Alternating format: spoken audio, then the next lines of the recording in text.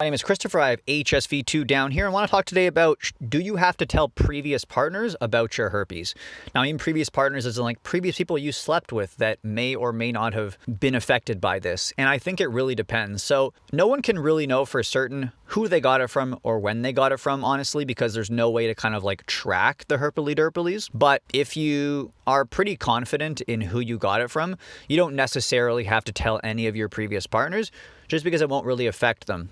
But I don't know for certain. I have like a 91% certainty who I got it from. And I only told one of my previous partners because they saw me on TikTok and I didn't want to let them think I didn't tell them because this was afterwards. So if you don't know potentially where you got it from, or maybe it's been laying dormant and you had your first outbreak at some random time, maybe go back and like try to figure out who you might have gotten it from.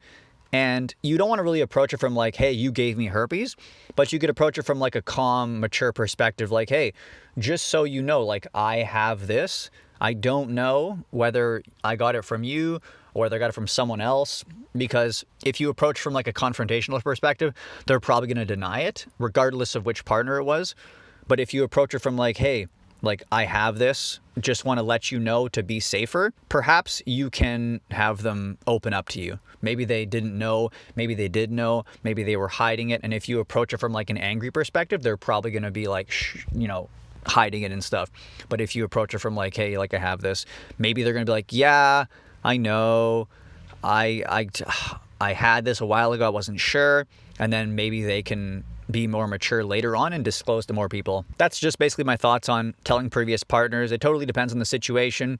If you know who you got it from or you have a good idea, it doesn't really make much sense. But if you're not sure and you approach it from like a mature adult perspective and just let them know, maybe they can get tested and maybe less people can get it in the future because that cuts down the spread. Love you, miss you, hope you're doing well. Extra help in the description box. See you guys in the next video.